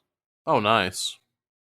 2 used from $10 and 3 new from $21. So if you want to check out, if I'd had the wherewithal, I would have just downloaded it just to get but I think I'm just going to buy this. Why not? Why not? Yeah. I'm sure there's some really cool missions in here, but I suspect that the first one, Leviathan, is going to have the proper like, good, the Tyranid missions in them. And I do remember it was a lot of fun. Like that last running from the Exterminatus mission, I remember reading about that, and I think we did talk about it on the show a little bit. Yeah. And that sounds like a lot of fun. That'll be pretty cool. So there are options out there besides the new book, and the cool thing about narrative missions is sometimes they're just so full of weird rules and dumb nonsense anyways that it's fun. That the edition just doesn't matter, and you can easily come up with alternate rules. Like, I don't know, I think a lot of these resources you should keep them in your house. You should not throw them away. You should not get rid of them. Maybe not the codexes. Okay, keep I don't know. Keep the campaign books. Keep your main codexes. Yeah, definitely keep the campaign books without question, because they're still useful and still fun. Like, I'm keeping all my Thousand Sun and Dark Angel stuff, but some of the other stuff, like the codexes, I don't need the Chaos Space Marines codex from 7th edition, because I don't remember it being very good. So yes, exactly. Yeah. Now I think that's all, unless you had something to add. Nope. Yeah, I think the writing in this was pretty good. I'm pretty happy with how it read. Yeah. I was not terribly bored. There was like one section where they're talking about the assault, like that third tendril coming up and attacking, where I'm like, okay, this is fine to read, but I'm not going to like go into any detail in the notes because it's just a lot of it's a lot of fighting. There's not a lot of, they fight. It's an aria. It's not a recitative. So, sorry, offer terms, guys. Recitatives where the story is told. The aria is where the singer gets to show off. Break time. We'll be right back. What is the Anime Plummet? Yeah, this isn't your same old podcast you hear week to week. Cartoon podcast. Yeah, we podcast about the trash, about the shit that no one else wants to talk about. Podcast about anime on the not so safe for work side. Trashy alternative. That's a literal garbage. Watching things that are bad? This is the podcast you can't tell your friends about because we cover so much smut and garbage that just isn't covered on other shows. He's old Mexican. All the trashy isekais. Yeah, that's what I expected as well. Yeah, I can do that as well. Listen to it. Don't take it too seriously. It's just cartoons. How would I describe this podcast? It's aight. Check out the Anime Plummet podcast, part of the Anime Summit Podcast Network. Why are you laughing at me? Oh, we've reached level 6. Welcome back.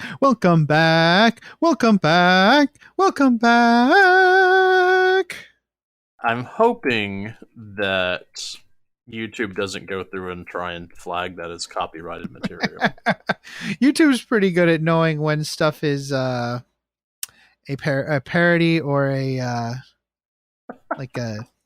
cover. Yeah, they're pretty good at that. Yeah. So next time we're gonna play a game, right? Yeah. So you're gonna want to play 2,000 points. I'm taking Thousand Maggie, Suns. Armin, and I got to kind of figure out what I'm going to take to New York. Okay. And that'll help.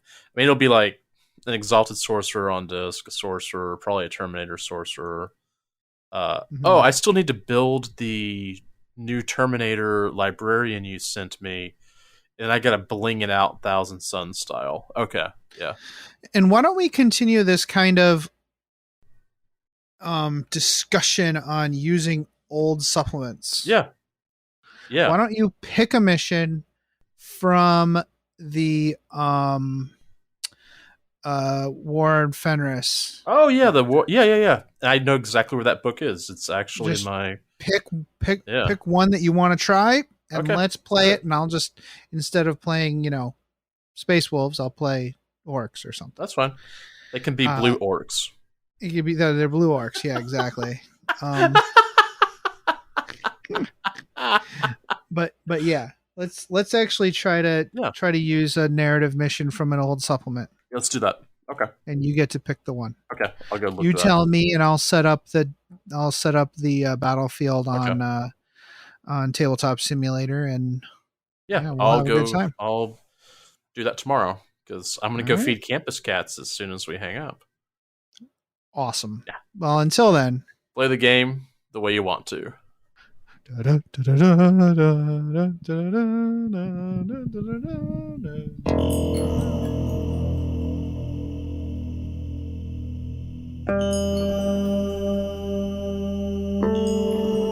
We'd love it if you could give us a positive rating and review on iTunes. If you'd like to keep in contact with us, you can follow us on Facebook or Twitter by searching for Masters of the Forge.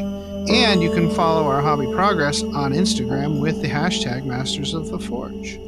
If you'd like to engage with us directly, you can always join our Discord server. To do so, or if you have any questions, topic suggestions, or if you'd like to advertise your creative hobby endeavor, contact us at mastersoftheforge@gmail.com. Please consider supporting us on Patreon at patreon.com/mastersoftheforge.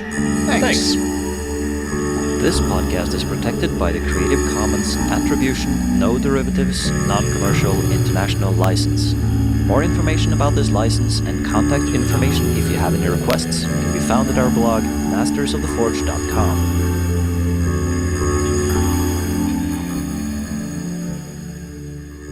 It's such a good feeling to play games your way. It's such a happy feeling 40K'ing away. And when you throw dice with story in mind, it's such a wonderful way to unwind.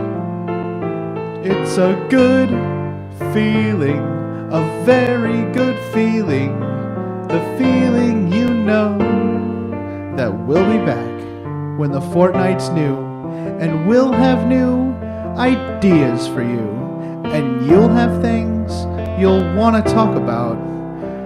We will too.